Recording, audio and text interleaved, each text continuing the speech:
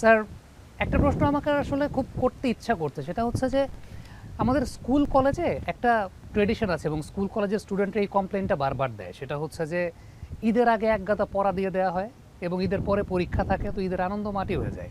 এখন আপনি যখন এই পবিত্র ঈদুল আজহাটা পালন করছেন, তারপরে আপনার আবার আরেকটা বড় অ্যাসাইনমেন্টের জায়গা, এইচপির দায়িত্ব আপনি নিতে যাচ্ছেন।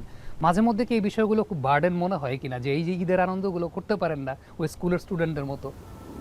না আসলে সেরকম না। আমার কাজ করতে ভালো লাগে। আর কোচিংয়ের কোনো বিষয় হলে তো আরও আমার কাছে খুব এক্সাইটিং লাগে। কারণ এইচপিতে এখন যেহেতু যাব, সেখানে আবার নতুন করে আমাকে অনেক কিছু ভাবতে হচ্ছে, অনেক কিছু তৈরি করতে হচ্ছে, অনেক চিন্তা চিন্তা করতে হচ্ছে। তো সেগুলো রেডি করে তৈরি করে তারপর কোচদেরকে আগে বুঝিয়ে দেওয়া যে আসলে কীভাবে আমরা কাজ করব। তারপর ছেলেদেরকেও হয়তো বিভিন্ন কাজের মাধ্যমে হয়তো বিজি রাখা হবে এইচপিতে, তারা যেন আসলে কালচারালি অনেক ডেভেলপ হয় এবং নিজে ডিসিশন নেওয়ার মতো ক্ষমতা হয়। তার জন্য আসলে কী কী করা যায় সেগুলো নিয়ে আসলে আমাকে অনেক কাজ করতে হচ্ছে। তো চেষ্টা করতেছি এগুলো তার যত তাড়াতাড়ি গুছিয়ে উঠতে পারবো তত আমার জন্য সুবিধা হবে, কারণ এটা আমার কাছে মনে হয় যে অনেক আগে যেভাবে হয়েছে আমি চাই না যে ওইভাবে যেন হোক। এটা যেন আরেকটু বেটার হয়, আমাদের ছেলেরা যেন আরেকটু বেটার হয়। স্যার, সেটাই বললাম যে ঈদের ছুটির মধ্যেও আপনাকে হয়তো বা কাজই করতে হচ্ছে। কোচিং নিয়ে যদি স্যার একটু কথা বলি, আপনি যেটা বললেন যে কোচিংটা আপনি পছন্দ করেন, এনজয় করেন করতে, যে কারণে হয়তো বা আপনার কাছে জুলুমও মনে হয় না। আমরা একটা কথা প্রায়ই বলি, সেটা হচ্ছে ব্যর্থ অভিনেতারা অনেক ভালো পরিচালক হয়। চলচ্চিত্রের ক্ষেত্রে এই কথাটা বলা হয়। এখন এর পেছনে একটা কারণ আছে, কারণ ব্যর্থ অভিনেতা যারা হয় তারা হয়তো বা সিনেমার ব্যাপারে থিওরিটিক্যাল নলেজটা অনেক বেশি রাখে। আপনার ক্ষেত্রে কি স্যার ব্যাপারটা এরকম কোনো কিছু ছিল যে আপনি হয়তো বা ব্যর্থ ক্রিকেটার ছিলেন, এই কারণে ভালো কোচ হয়ে গেছেন? ওই সময় কেন ব্যর্থ হয়েছি, কী কারণে হয়েছি, কী করলে বেটার হইতো, তো আমার মনে হয় এটা আমাকে কোচিং অনেক কাজে দিচ্ছে। বা ওই সময় আমাকে কোচরা কীভাবে আমাকে ট্রিট করছে সেটা থেকে আমি অনেক কিছু শিখছি। তো সব কিছু জীবনে সব কিছু থেকে আসলে শেখার বিষয় আছে, কে কীভাবে নেয় সেটা।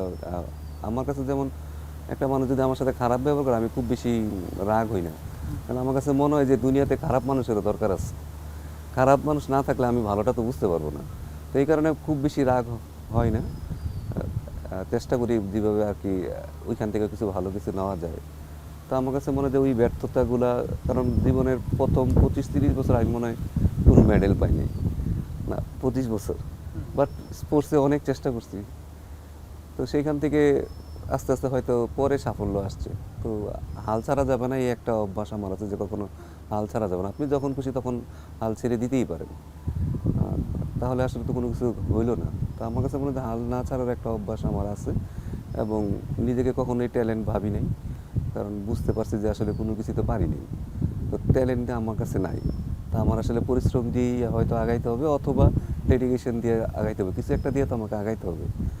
যেহেতু আমি খেলাধুলা করিনি, তা আমি অনেক আগেই বুঝতে পারছি যে আমি যেহেতু ভালো ক্রিকেট খেলিনি, ইন্টারন্যাশনাল কোনো ম্যাচ খেলিনি, তো আমাকে যদি এই কোচিং লাইনে সারভাইভ করতে হয় তাহলে আমাকে আসলে অন্যদের থেকে অনেক আপগ্রেড করে রাখতে হবে।